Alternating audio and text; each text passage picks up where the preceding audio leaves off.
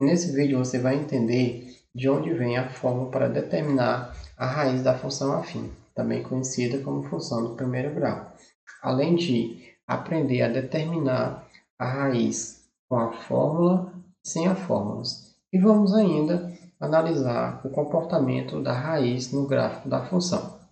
Sem mais delongas, você consegue observar aqui a lei de formação da função afim.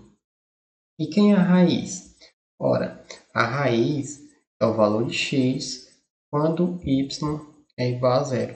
Partindo dessa informação, que y é igual a zero, nós temos o seguinte, ax mais b. Ou seja, o nosso x aqui, o valor de x é a nossa raiz. Fazendo algumas manipulações algébricas aqui, esse b aqui que ele está somando, ele passa para o outro lado da igualdade, subtraindo. Então, fica menos b igual a x. O a está multiplicando o x, ou seja, o a ele passa dividindo. Então, vamos isolar o x aqui, conservar o b desse lado da igualdade. O a que está multiplicando o x, ele vai passar para o outro lado da igualdade dividindo. Portanto, nós temos que x é igual a menos b sobre a. Aqui nós temos a fórmula para determinar a raiz da função afim. Então, vamos praticar. Temos aqui um exemplo. Determine a raiz de f de x igual a 2x menos 8. Nós podemos ver essa função da seguinte forma. Da forma genérica, né? Que é ax mais b. Aqui nós temos a lei de formação da função afim. Para que isso, Bruno? Para a gente determinar quem é A e quem é B, já que a gente vai utilizar aqui na fórmula, ok?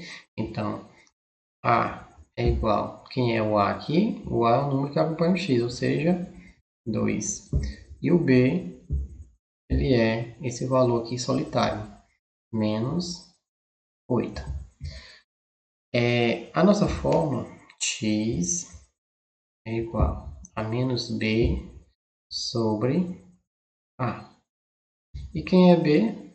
B é menos 8, então fica x igual ao menos da fórmula, abre parênteses, menos 8 que é o nosso b, dividido para a, quem é a? 2. Então x é igual, menos com menos, fica mais 8, dividido para 2. Então x é igual a 4. Aqui é a nossa raiz.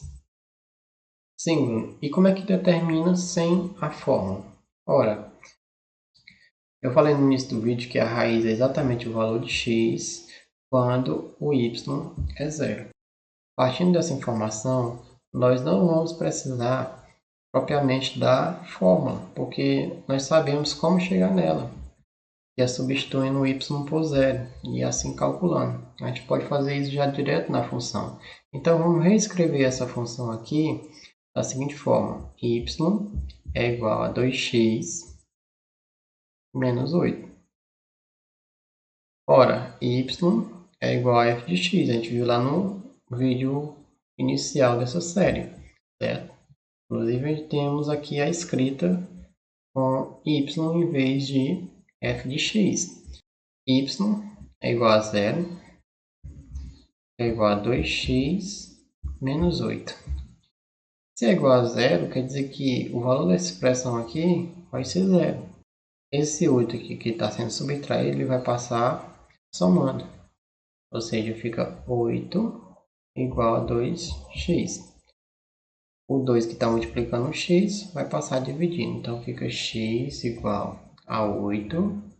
2 ele passa dividindo. Então, x é igual, 8 dividido para 2, 4. Certo? Então, você observa que nós chegamos no mesmo resultado de maneiras distintas, só substituindo o y por zero e fazendo as manipulações. Ora, se você já sabe a fórmula, faça pela fórmula que é mais rápido, né? Agora, se você não lembra da fórmula, basta lembrar que a raiz é o valor de x quando y é zero, ok? E aí fazendo manipulações você chega no resultado da raiz. Se você observar, se pegar esse valor de x aqui, substituir nessa função aqui, em vez do x, coloque 4. Então, fica 2 vezes 4. 2 vezes 4 dá 8. 8 menos 8, você observa que dá 0. Então, sempre vai zerar, se a raiz estiver correta. No nosso caso, calculamos corretamente, então você observa que zerou. Então, como é que fica a raiz no gráfico da função? Observa que nós temos o eixo x e nós temos o eixo y.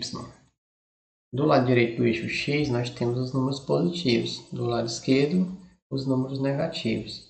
Na parte superior do eixo y, nós temos os números positivos. Na inferior, os números negativos. O gráfico da função fica assim, certo? Então, eu posso garantir que esse ponto aqui é 4. Ah, Bruno, mas por que é 4? Ora, a raiz da função não é igual a 4? Então, o ponto onde o gráfico está cortando o eixo x é exatamente a raiz, ou seja, 4. Certo? Então, se o ponto onde o gráfico corta o eixo x é a raiz, quem é o ponto onde o gráfico corta o eixo y? Esse ponto aqui. Ora, esse ponto aqui é exatamente o b da função afim. E quem é o b da função afim? É menos 8. Sempre vai ser assim, Bruno? Sempre vai ser assim. Só analisar o valor de b, que é onde o gráfico corta o eixo y, e a raiz é o ponto onde o gráfico corta o eixo x.